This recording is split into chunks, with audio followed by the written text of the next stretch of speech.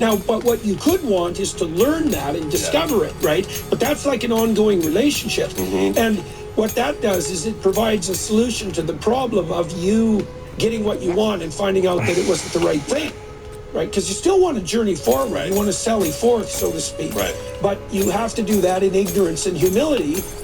And you will have to do that understanding that as you make progress, you're going to shift the goal that you're seeking, and that should happen. Right. Because otherwise you run into exactly the paradox that you described. Right. And you have to recognize that heaven is not on earth. Heaven is in heaven. It's fine if there's an end of the rum line, as long as it's unattainable in this particular life, because we're not geared toward it. Yeah, well, that's why that's heaven a is cool so observation. Yeah, well, you know, I've thought about that a lot, this notion of life abundant in eternity.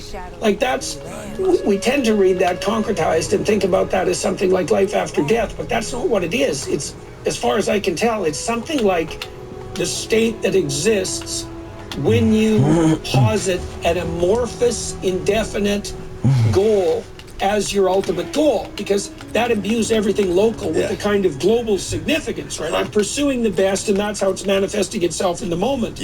And that's life eternal, because there's an element of it that's timeless. So, you know, in the Sermon on the Mount, it's a guide to what you just described. Christ says, it's very specific. He says, first of all, focus your attention on the highest imaginable. Right. Okay, whatever that is. Like, you don't know exactly, right? But it's because it's indefinite and it's ineffable and it's beyond you. But that's what you want to, that's what you're orienting towards. So you establish your, then pay attention to the moment. Exactly. Right, and right. Let me put one more twist in this. Okay. As part of discernment. Yeah. So making progress on the rum line is, practically speaking, in worldly terms, having more.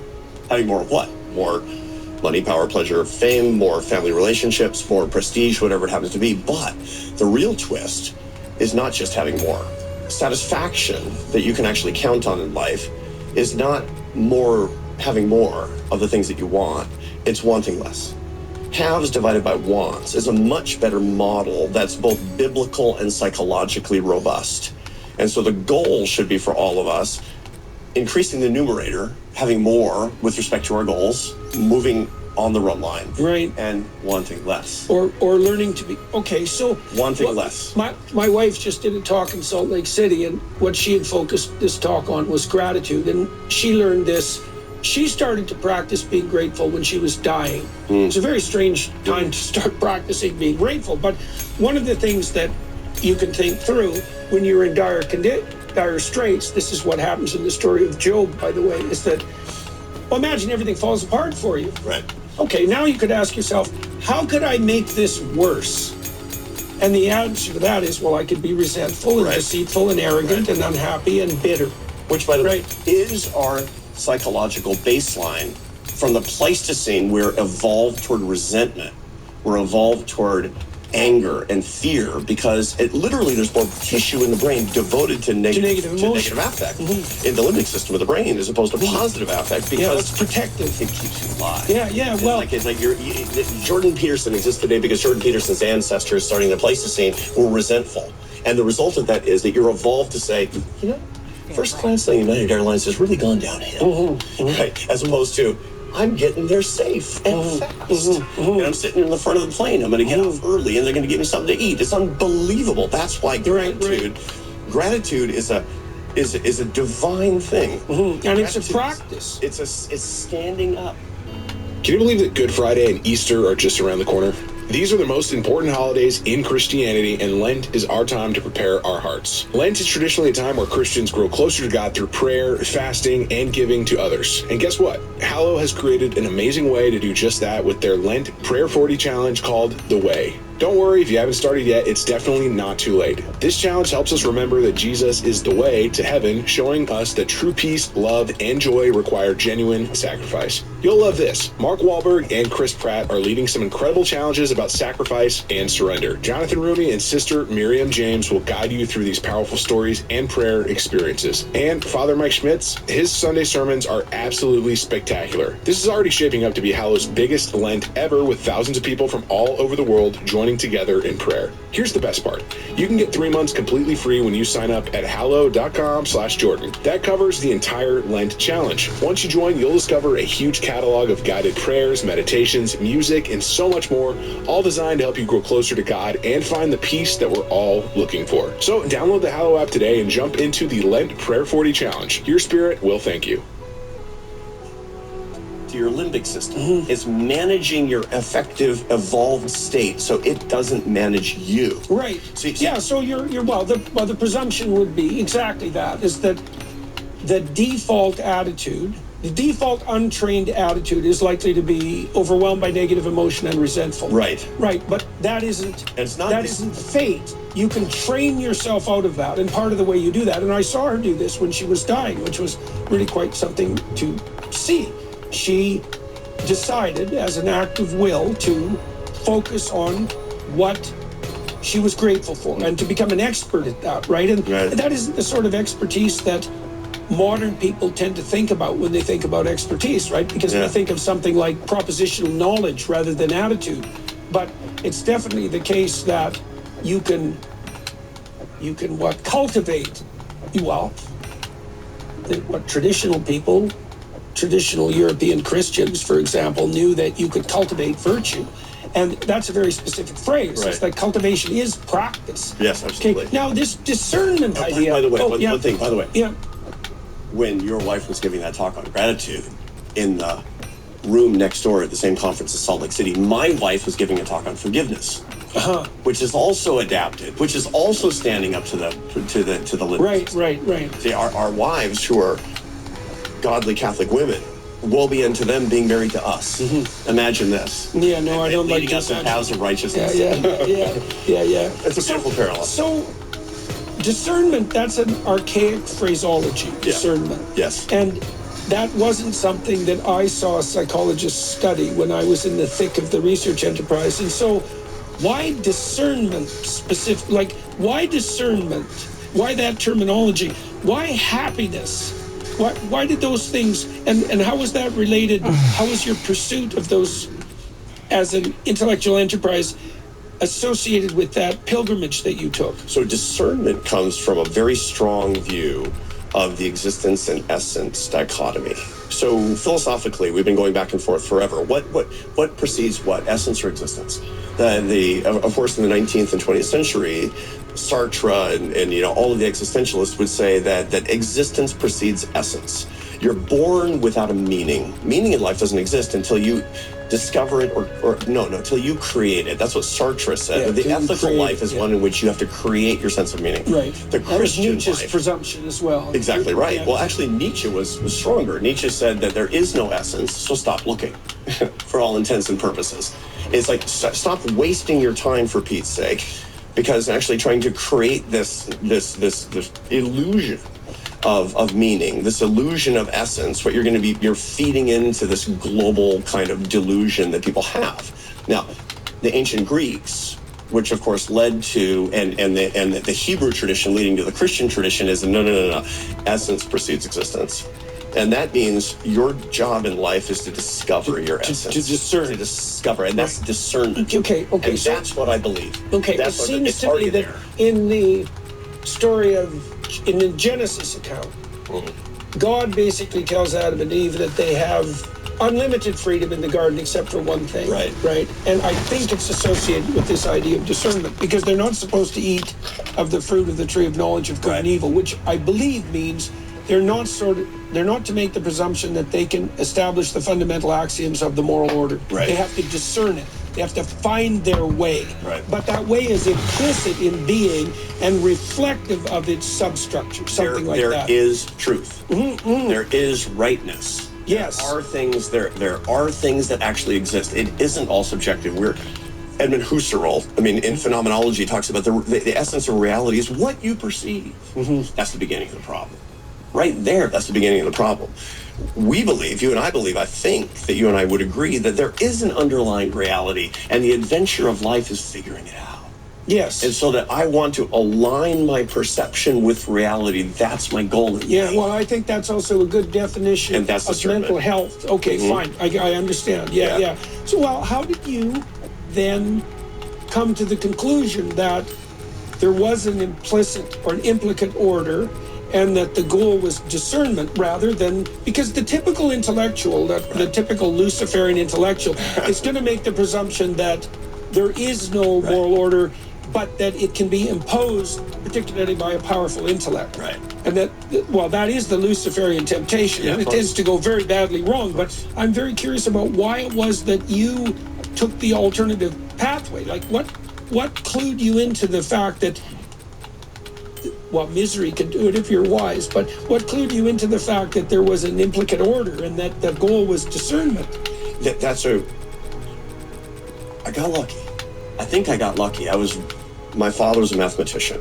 And here's the funny thing, there's a lot of social science studies. People ask me all the time, how do I raise my kids in the church? So the most important thing in my life is my Christian faith. The most important thing in my life. That started when I was a kid. How old? Since before I can remember. Why was it the most important? Because it was just the central thing in my life, and here's probably the reason. So what we find when people ask, how do I raise my kids in the faith, right?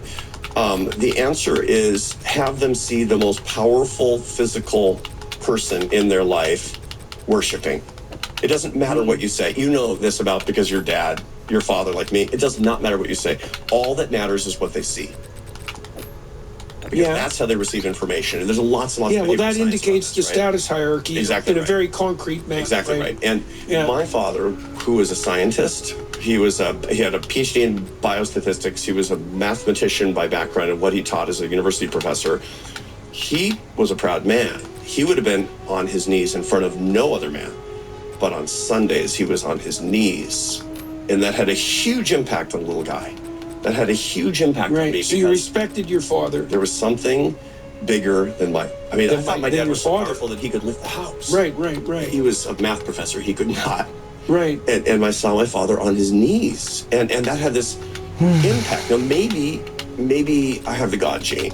Maybe what we'll actually find out with the exhaustive mapping of the human genome and the advance of science that there's a God center in the brain, that we have particular proclivities for it, whatever it happens to be. But I don't think so. I think that what I saw was that that's what I wanted to be. I wanted to be an honorable, admirable man like my father. And my father stood in awe of the Lord. That's what I wanted to be. Look, I wake up, Jordan, I wake up many days an atheist. I wake up, I don't know. But then I decide to worship. And I decide to worship because that's what I believe I'm supposed to do. That's the ultimate rum line of my life.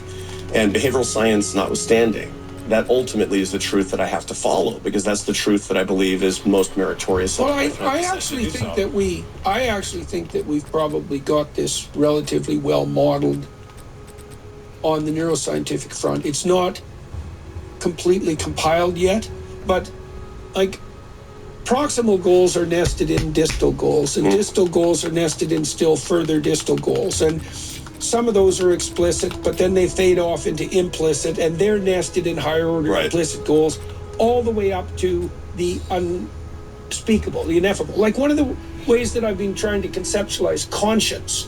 Conscience is a very weird phenomenon. I think about it as the voice of consciousness. Conscience. Yeah. It's like the voice of negative emotion. So conscience is an orienting function that tells you when you've deviated from the path. Right. Okay, what path? Right. Well, okay, so imagine now you're pursuing a proximal goal, but in that pursuit, you betray a more distal goal. The voice of the more distal goal will appear to you as conscience. Right. And, the distal goal has a more distal goal because these things are nested on. We have some relationship with what the other people in the infinite. And so there is a voice of the infinite distal, and that's conscious. It's just Thomistic. It's purely Thomistic, and it's right. I mean, this is the whole idea that it goes back and it goes back and it goes back until ultimately there is a creation of the first goal. It's the first mover, the first teleological mover. Right, which is also operating constantly. Yes. I mean, that's so. I mean, the operation of the God in Genesis at the beginning of time. It's not exactly the beginning of time. It is that, but it's not just that. It's all beginnings. right? Including the beginnings that start now. It's the same process that's operating. Right. And it is the voice of that process that makes itself manifest as conscience. I think that's literally and neurologically true as well as theologically. I think that's right. And I think that we could make a very compelling argument, and people have in our field, that this is entirely evolved and completely materialistic. I think that's a totally legitimate argument. Well, you can imagine this, is that as our cortex evolved, we moved from immediate local gratification to long-term future orientation. Right. Okay, so the cortex allows for that, and that's what maturation does. Right. But it's not just the future. So now everything that makes itself manifest in the present on the hedonistic front, right, so the satiation of immediate motivations, has to be construed in relationship to its future consequences. Right. Okay, so that puts, and then the future is, well, what time span? Yeah, no, this is the time travel, which is only allowed by the 30% of our brain by way called the prefrontal cortex. Yeah, right, exactly. That's what, okay, and many people believe, by the way, that Adam and Eve became our ancestors, fully became our ancestors with a knowledge of good and evil because of self-consciousness, which became in the moment that the prefrontal cortex allowed that. That's apprehension. Okay. Well, right? There's a parallel, I think, as well. Like, I don't think there's any difference between inclusion of the future in the purview of your perceptions and inclusion of other people. Right. And it's partly because one of the things that I studied psychopaths for a long time, and you think of psychopaths as selfish, right? Self-centered. Right. But it's weird because psychopaths betray themselves all the time because they don't learn from experience. So they get what they want now, but they fail. And so then I thought, oh, well, psychopaths don't care about other people. They also don't care about their future selves. And I thought, oh, that's the same thing. They don't learn from remorse because they don't have remorse. Yeah, they don't. Well, they certainly don't have remorse. The dark triads, or you like to talk about dark tetrads, you bring in sadism, of course. Yeah. But the characteristic of people above average in psychopathy is a lack of remorse. Yeah, well, and a lack of remorse is an inability to learn. Yes. You hurt somebody. You did something wrong. It had consequences. If you don't feel remorse, that remorse is activating the dorsal anterior cingulate cortex of your brain, which is making you feel social pain. Right. You don't feel that if you have psychopathic tendencies. Yes, and then, and if that pain doesn't make itself, I think that pain is the felt sense of the eradication of a neurological system. Uh-huh. So, imagine that a system emerges in this Darwinian sense to dominate. Right. So now you're under its sway. Okay, now it has a goal in mind, and when it makes itself manifest, it fails. Okay, the consequence of that failure should be the destruction of that system. I think that felt pain is the psychological consequence of the death of a system that failed to meet its goals. Right. Now, it's going to struggle and fight to maintain itself, even in the face of failure. Right, which is why it's hard to get rid of a bad habit, for example. Right. It's a living thing. Right. It's not going to give up without a struggle. Right. But the corollary of that would be approximately equivalent to what you just said. There's no learning because there's no remorse, because there's no difference between remorse and learning. The first stage of learning is, oops, I was wrong. Yeah. That has to go. That's a sacrificial offering too, right? That part of me has to go. Right. And it's going, no, I want to live. And fair enough. Your life and you fail cataclysmically, an awful lot of you has to go. ¿Qué te importa? Está en tu casa. Porta un comino. Un comino, la gente que esté acá ya. Este verano me pasa echando gente. System evolved to feel resentment. That's maladaptive. Yes. And I have decided to reprogram the limbic system, which tends toward resentment, and I'm going to deprogram it toward. It's the same basic pattern. This is self-management. This is the essence of self-leadership. Doing what feels good. If it feels good, do it. If it feels bad, avoid it. Is being managed by your ancestors. Yeah, well, the problem with that attitude is, in relationship to who and over what time span, right? And that's a huge problem. If you have a dominant lobster, I did a lot of investigation into crustacean neurology because it's well mapped out. If a dominant lobster who ages is defeated in a battle, his brain dissolves and reconstitutes as a subordinate brain. Right. Exactly the same thing happens to us. Because the neuromodulator activity in the limbic system of the lobster brain. Because, once again, because the psychology is biology. Yeah. The lobster can't do anything about that. The big dominant alpha lobster, if there is such a thing, is going to fight to try to maintain that position. Yes. And if it fails, the lobster brain is so simple that it can't be subordinate sometimes and dominant sometimes. Yeah. So it's either victor or not. And when it loses, the victor brain is no good, so it has to go. And so it dissolves. We can make decisions, and that's the divineness. That's the difference. And yes, this is the essence of being fully human, fully alive. St. Irenaeus said, the glory of God is a man fully alive. What does it mean to be a man fully alive? It is managing your limbic system. It is not deciding that your level of affect that you have today is going to actually be the determining factor in how you treat other people. It is actually, getting beyond who you were as a person. It's deciding to worship even though you don't feel a single milligram of faith on a particular day. When everything falls apart for Job, his wife says, and we presume she loves him and that she knows he's a good man, she says, there's nothing left for you but to curse God and die. Right. And she means it. Yeah. And his attitude is, what do you? No matter what's happening to me right now, no matter the depth of my suffering, I refuse to lose faith in my central goodness, and I refuse to lose faith in the essential goodness of being and becoming itself. And that is a decision, right? It's a decision. Right. Right, because it's weird, because the evidence, and this is what his wife tells him, it's like, the evidence is that you're done. You've tried really hard, you were a good person, everyone knows it, even God, and yet everything's been stripped away from you, and you're in the most miserable imaginable position. You should curse God and die. That's what you would do if you were acting in accordance with the facts. If you're purely limbic, there are lots and lots of people who make an absolutely a logical decision to commit suicide. Did you know that Andre Bocelli, Steph Curry, Justin Bieber, and Tim Tebow share something remarkable? Each of their mothers faced pressure to end their pregnancies, yet chose life. When women experience unplanned pregnancies, they often find themselves at a crossroads, wanting to make the right decision while facing societal pressure. This is where Preborn makes a difference. Their network of clinics provides a compassionate care and essential support for women considering their options, including free ultrasounds. It's incredible how hearing a baby's heartbeat can transform a mother's perspective. Women who see their ultrasound are twice as likely to choose life for their child. If you believe in supporting women through difficult decisions and protecting unborn lives, consider partnering with Preborn. Your contribution directly helps empower women with the resources they need. Just $28 funds one ultrasound, and $140 can help 5 mothers choose life for their babies. Monthly donors receive updates with stories and photos showing the impact of their generosity. To make a difference today, dial pound 250 and say baby, or visit preborn.com/Jordan. Again, just dial pound 250 and say the keyword baby, or visit preborn.com/Jordan. Together, we can support mothers and transform families and futures.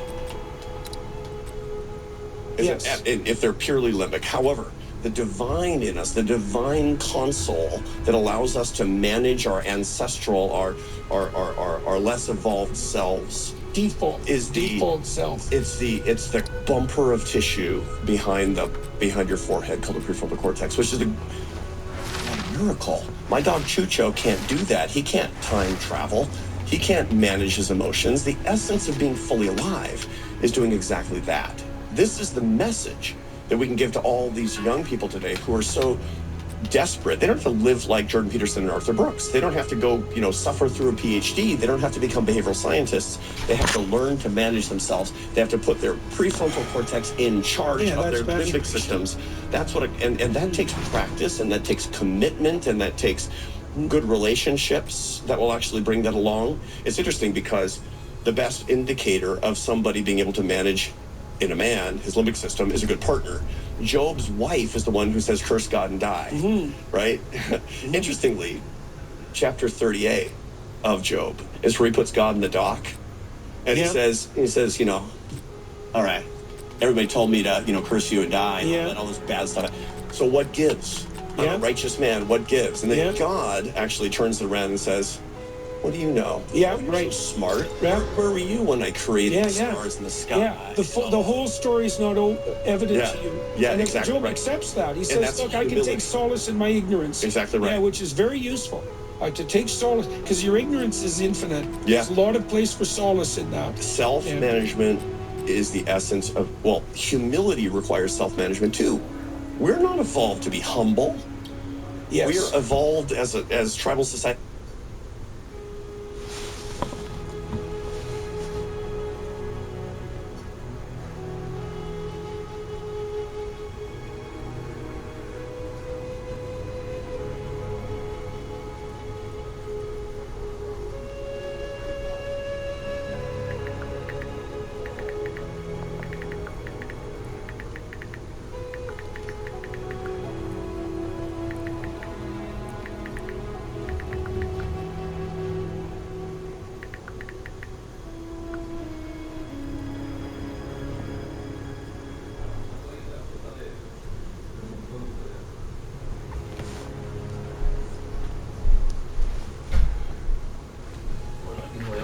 ¿Estás listo? Ya casi. Ya casi listo. Tú te llevas ahí 3 horas ahí tocando botones. Bueno, tú mátame el boss. ¿Cómo se...? ¿Sabes lo que es carrilear? Sí. Carrear. Carrear. ¿Cómo? Carrear. Carrear, sí. Cuando uno va coche todo el juego y te lleva y te hace todo. Sí, yo voy a empezar a cobrar por eso, porque...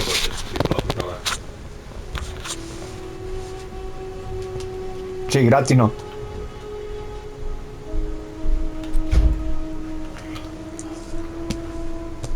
Uno por 40.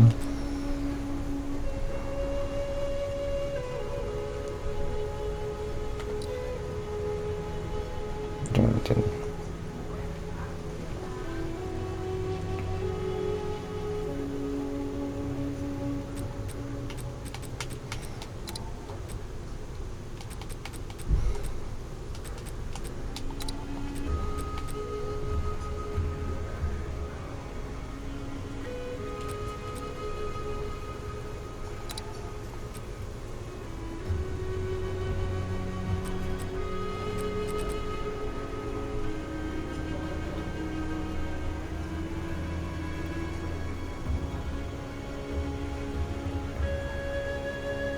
¿Estás ahí, Jimmy?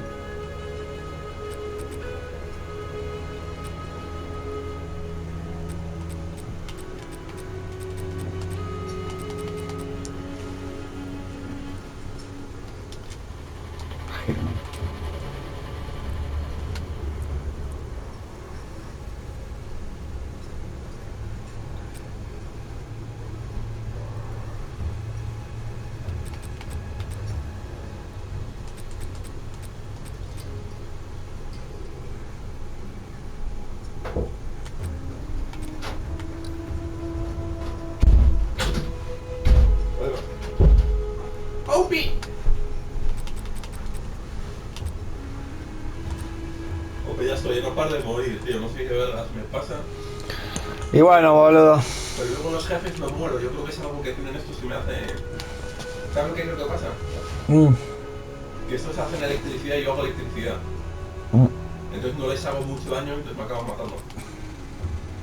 Deben ser resistentes a la electricidad y me joden vivo.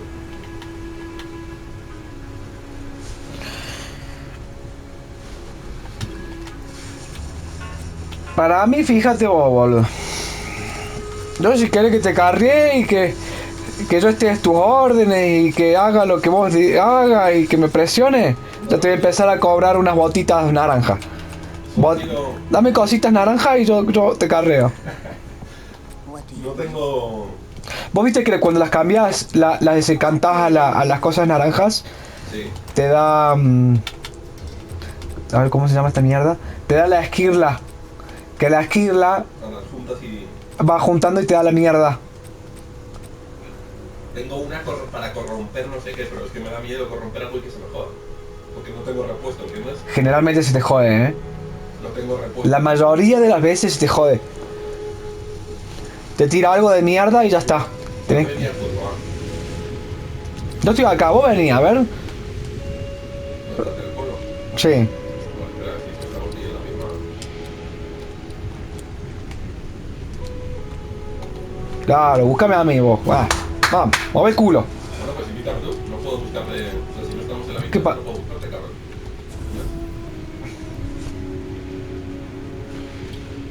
¿Qué iba a hacer? Ah, iba a mirar a ver cuántas piedras.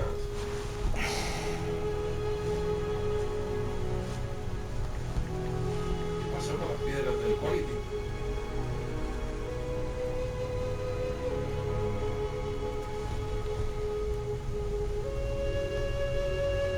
Yeah, that's how we know you're not a real leftist, not annoying enough. It's true. Uy, no, yo estoy muy loco, no necesito. Bueno, ya no sé qué está pasando. Markets are Listo. collapsing again. Espera, estoy no puedo. Turns out, Ay, boludo. having our largest trading partner didn't instill too much confidence. Es que puedes mejorar la What calidad will del happen next? ICE makes criticizing Sí. Israel Eso se te queda siempre, ¿no? Aunque subas de nivel el skill. No tengo mucha idea sobre eso porque nunca lo hice. No, pues eso debe ser bueno, ¿eh? Pero, ¿qué mejora de una skill? La calidad. Tú ves que puedes mejorar la calidad de una armadura, ¿no? El nivel. No, la calidad. ¿Pero vos me estás hablando de la skill o de una armadura? No entiendo. A ver, tú ves que puedes mejorar la calidad de una armadura Sí. con unas piedritas. Por ejemplo, lo que cogías ayer, el no sé qué del afilador ese. Ujú. Bueno, pues puedes hacer lo mismo con la armadura, pero hay unas gemas que tengo que te hacen lo mismo, pero la calidad del skill.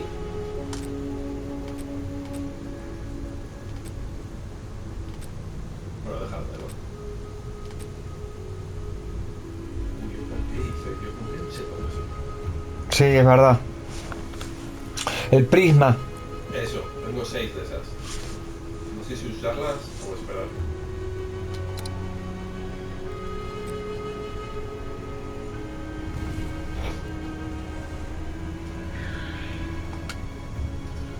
¿Qué pasa? No sé.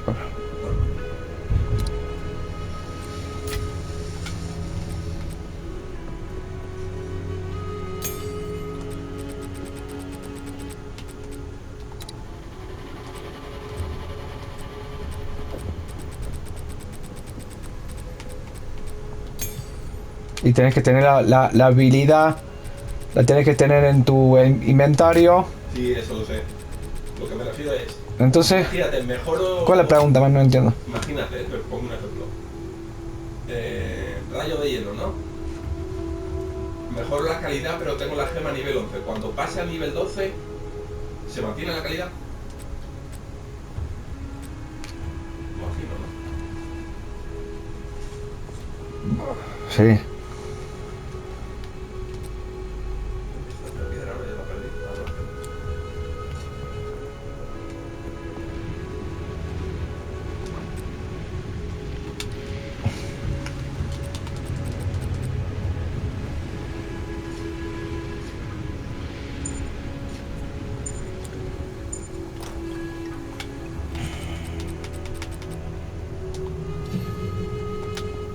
Bueno, yo estoy yo.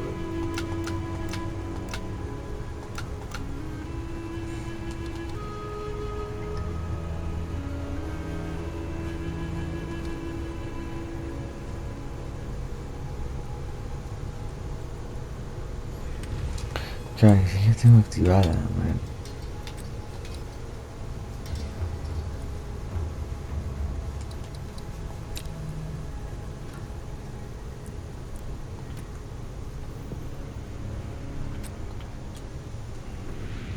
Bueno.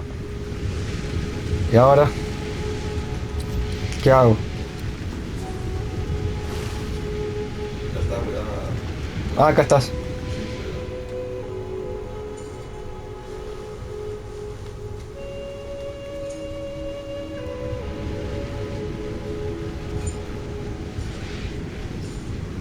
I don't like you because you seem like the kind of guy that would make a smoothie in a blender with stuff in it from the night before. I would never do that.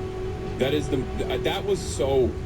That's worth a death sentence, honestly. Like, that's such a...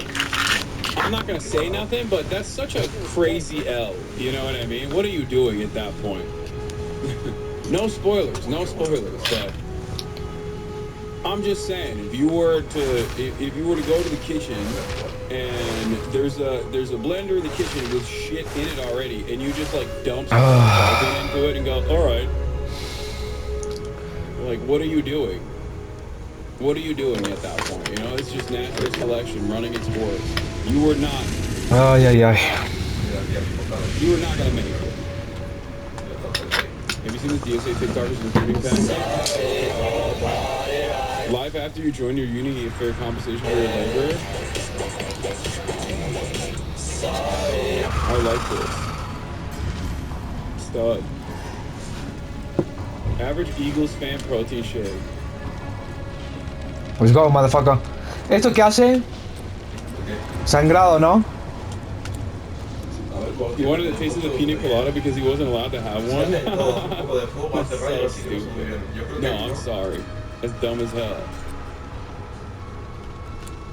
In 2019, you used the phrase 35-year-old IT worker and I haven't forgiven you. Yeah. That's fine. Alright. We're not gonna talk about why people don't like me, okay? That's stupid. That's it. Enough of your reasonings as to why you think, or why your friends that you try to put my stream on with are not in your... Enough. It's fine. They can be wrong. I'm not for everybody.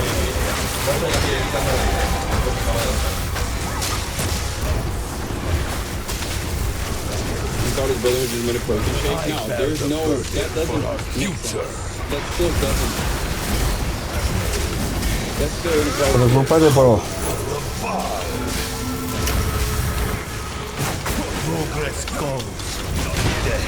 I will say this much. The only time where a lot of people who normally would despise me because of the optics unironically turned around and were like, actually, there's a message to his like bro style, where him speaking this language is probably a good thing. It might not be for me in particular, but he's working to actively de-radicalize people that, you know, are firmly on the grips of the right, and that's a good thing. And I was like, wow, finally, fucking people get it. And then, of course, very quickly they forgot. Like, very, very quickly, they were like, nah, actually, he's just bad and problematic and wrong and whatever the fuck. Ya está. I'm gonna keep doing what I'm doing, though. You know, A repetir. keep doing what you're doing. I know, we got this Shamar. He's here, dude. This is the thing that he voluntarily revealed. Also, 2 planes, split wings at DC's Reagan Airport because we need to bring gay pilots back. You're a himbo grifter? No, I'm who I am. I am who I am, unapologetically. I have the perspective. I have the perspectives that I maintain. But I'm not going to change my output, change the way I look, change the way I sound in an effort to be, like, extra accommodating. Okay. That's it. What is this? This happened almost 2 weeks ago. What the fuck? 2 jets bump wings on the ground, Washington airport with members of Congress and police no injuries reported.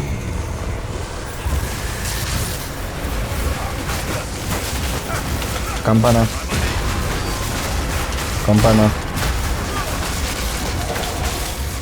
Nothing can stand against Campana. Campana.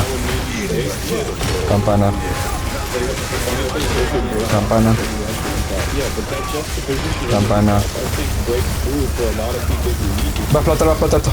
Your gay ass don't need to hear my commentary. Oh yeah. Shiro Watanabe, new show last. I fell asleep while watching it, and it was spectacular for the brief moments that I did watch it. For the record, it was Campana. amazing. I like it. graphics was shite. No, I like it. No, Watanabe does not make shit, okay? Even Space Dandy is good. And if you don't actually agree ¡La with puta! me, don't understand. You don't know ball. You don't know ball. You don't know game. You don't recognize game. And that means you don't got it. Okay? Sorry. You watched Devil May Cry, it was awful. It's fine. Progress comes with the heavy price.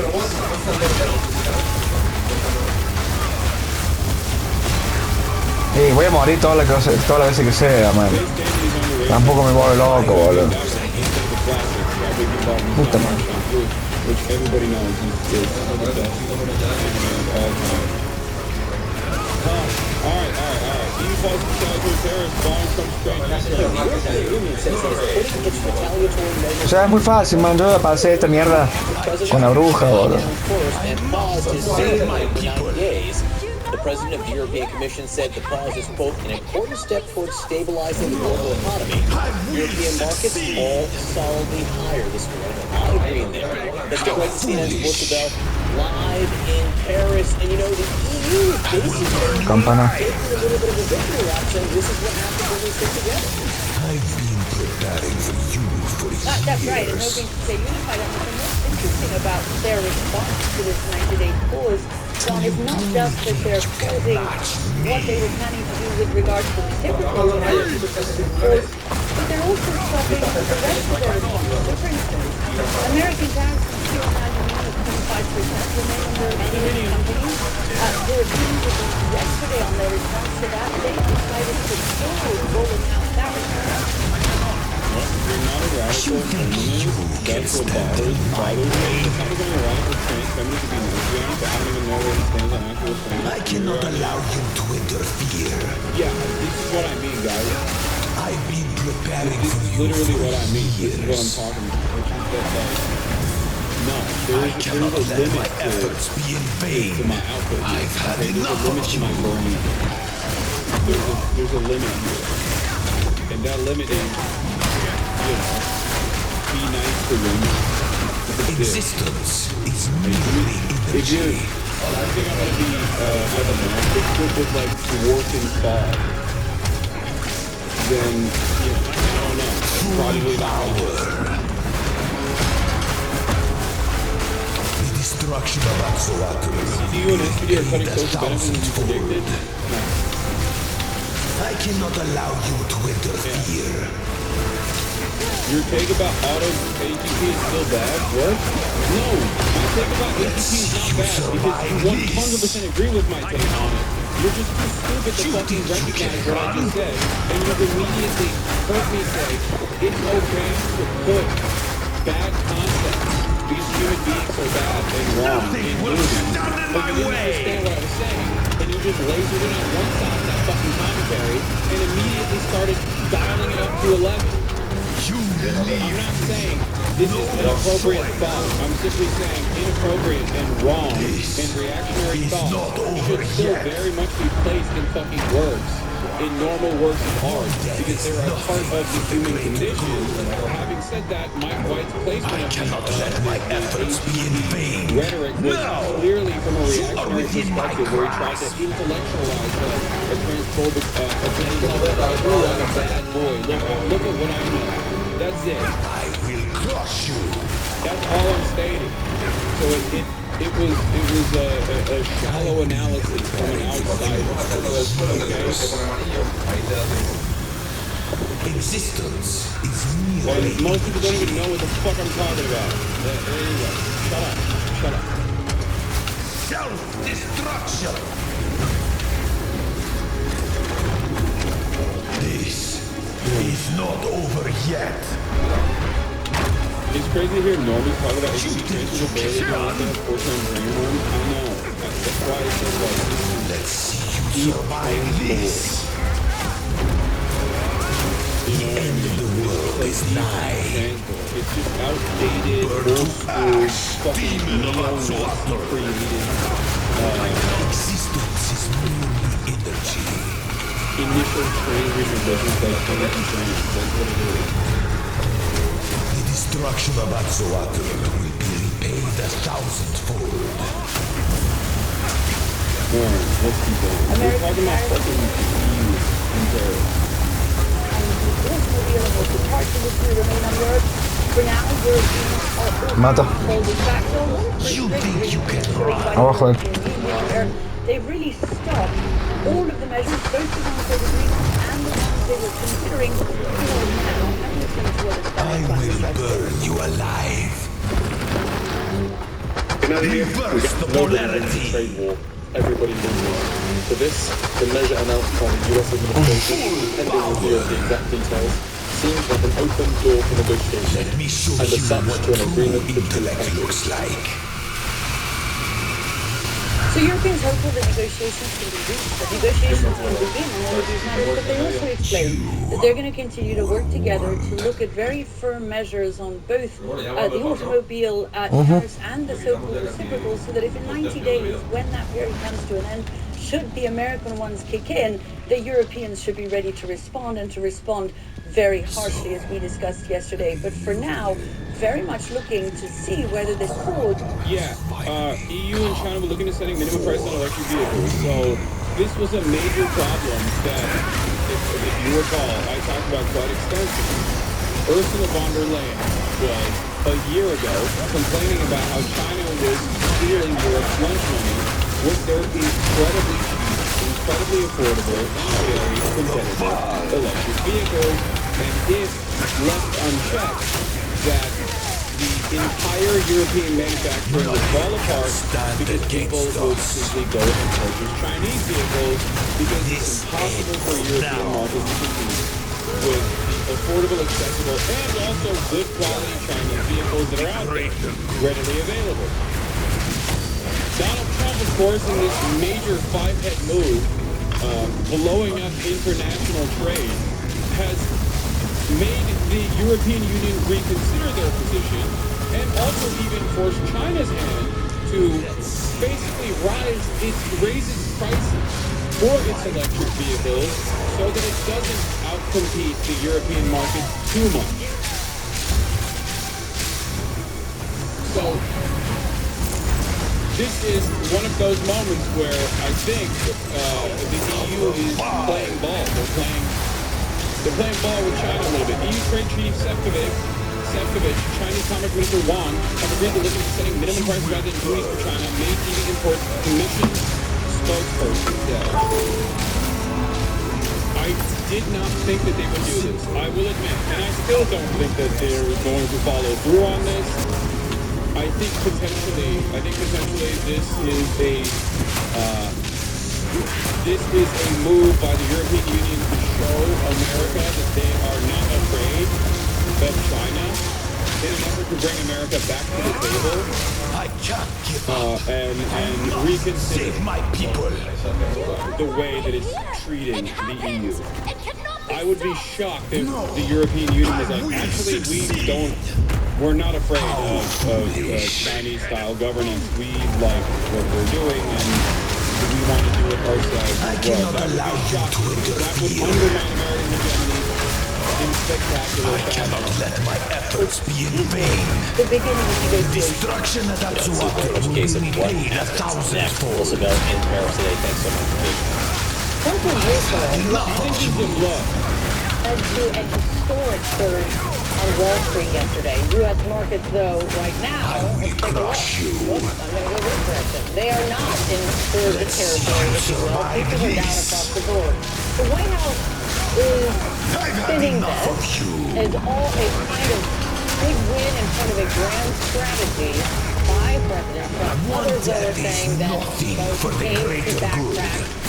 And he retreated on demands that only he made, and that's what he did. The nation's biggest bank, JP Morgan Chase, is still sounding the alarm, even in the face of this new fight on the press about it for the second this year. Fiancé Nasser here with us now to talk about it. There has been a lot. I mean, what happens next is where everyone's mind has to be, especially when we're looking at futures like this. I mean, what is expected now with this U-turn backtrack? I plan for every So I spoke to contingency. one analyst last night and said to me, can you please have a normal day in the market? No choice. Just one normal day, because we have actually looking looking at their future stand right now, last I checked, Dow is down about 500 points or so. I'm going to guess, Kate, that today is not going to be that day. Now that everyone has had an opportunity to really sort of sober up and digest what we saw yesterday, and obviously everyone's gotten over the shock, positive shock, but the shock of Donald Trump causing these tariffs in 90 days. But now that everyone's had a chance to sober up, reality is setting in. You look at the tariffs, you're seeing 10% tariffs still on most parts of the world. 25 historically, that is still historically high. And on top of that, 25% tariffs on steel, on aluminum, on autos as well, and not to mention the minor detail of typical tariffs on China. We're assumed we import about $400 billion worth of goods every single year. What I think is really interesting is that you look at Dow futures, they're obviously down. You contrast that with what's happening with European stocks. If you just pull up the European stocks, squarely in the green. That's obviously because they're reacting, to the United States war, but also the fact that Europe is saying that they're not going to retaliate anymore. What I think is also interesting is what's happening with Asia stocks. Obviously, you would anticipate that the Asian stocks were seeing tariff relief. What is this? EU? I really disagree about your EU trying to take there's almost no fear of socialism from China. Rather, it's the potential of China acting like Trump by leveraging their monopoly on certain trade goods in the EU. Yeah, I just have a much more... Look, I'm Turkish. Okay? And as a Turkish person, my first interaction with Western chauvinism does not come from the United States of America, but instead comes from the European Union. So as a Turkish person, I'm also a little skeptical even when I hear Euro-communism coming from the likes of Yanis Varoufakis, who I love and admire, but when I see initiatives like the M25, sometimes I'm a little bit skeptical about that sort of thing because in my experience, in my lifetime, what I've always seen from the European Union is a commitment, not necessarily to upholding human rights and values or whatever, but an arrogant attitude surrounding their positioning as a bastion of liberal capitalism. Okay? It's just, this is how it's perceived here. All I'm saying is to use more perceived as social topics, but the public discourse is really not about socialism. Yeah, but we're not talking about public. We're talking about European elites. We're talking about governments. When we're talking about governments, the wishes of the population are irrelevant. I mean, look at the interest. Do you think that the overwhelming majorities of all Western nations now have the same exact opinion on Israel as their leaders? No, of course not. Every country is turning into a fucking Gulf state at this point, where the population literally despises Israel by pretty large numbers, as a matter of fact. But the governments are like, what do you mean? We love Israel. Shut the fuck up. No!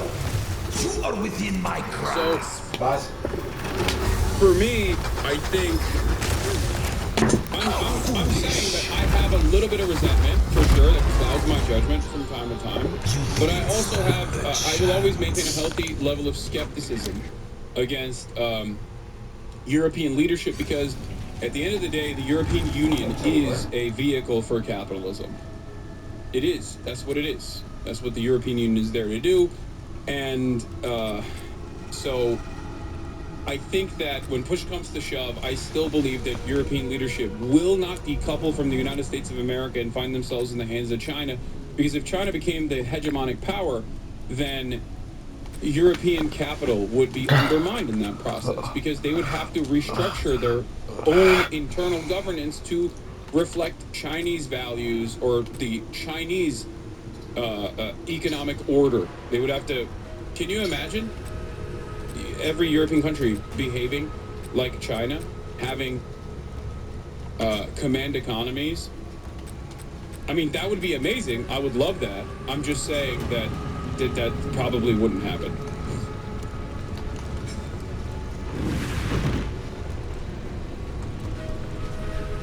I 100% believe the EU will decouple from the U.S. if they make any move towards taking Greenland. That would be awesome. Not that taking over Greenland, that would not be awesome. But I do think that, I mean, this is what I've been saying. I've been saying that the EU is also a fairly large consumption engine, okay? America is as well, but the EU also is a pretty large market with a lot of purchasing power as opposed to the rest of the world, as opposed to the global south, right? That would be amazing if they did that. If they turned around and said, you know, for this American American dominance is over. We recognize there's a new game in town. We've been around for much longer than the American. You know, you got what, 200 plus years? We've been around for 1,000, and it's time. It's time to go with a new master. Now, that one can only dream of a future such as that one. One can only dream. But I do think that there's still a lot of... I still think that there's a lot of Orientalist framework here at play. And I talk to a lot of people that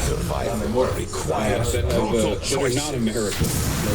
Let's put it that way. I talk to a lot of people who understand the European Union, who just, I would say, the attitude that they reflect oftentimes with what they say and what they don't say is that they are still very much fearful, like extra fearful of China. They consider China to be a really scary... They're still afraid of Chinese dominance. Why are you talking of U.S. China as masters? What do you mean? Because those are the two different poles right now. Those are the two different global hegemonic superpowers. One has been the only game in town, especially post the distribution of the USSR. The other one has grown in spectacular fashion over the course of those short periods.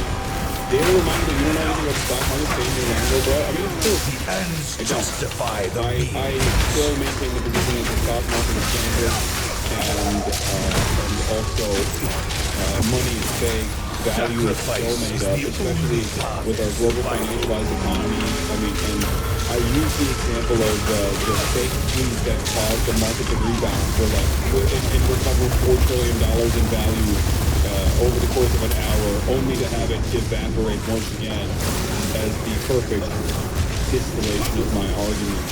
It's a perfect example.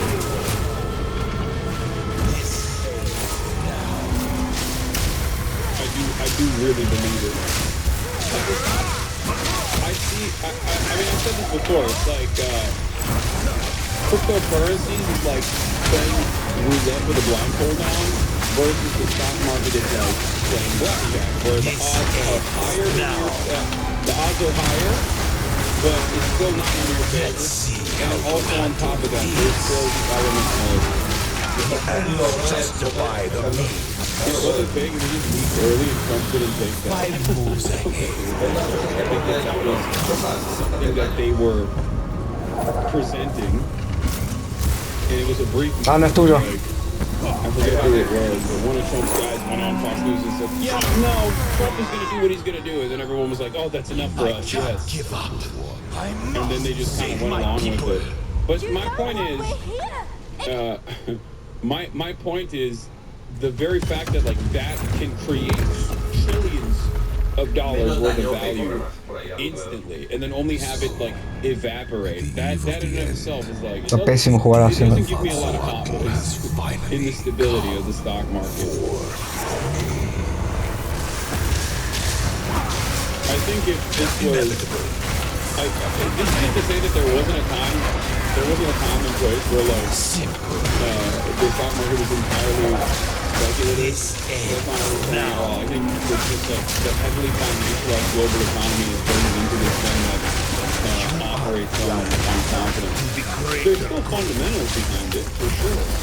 That's why I say it's different from the blindfold. It's more so playing blackjack. But there's a rule book that you can follow. There are people who can count cards. You know what I mean? So there is a way to win. And there are fundamentals, there are basic fundamentals, but like ultimately there's still probability that it's still gambling. Brutal choices.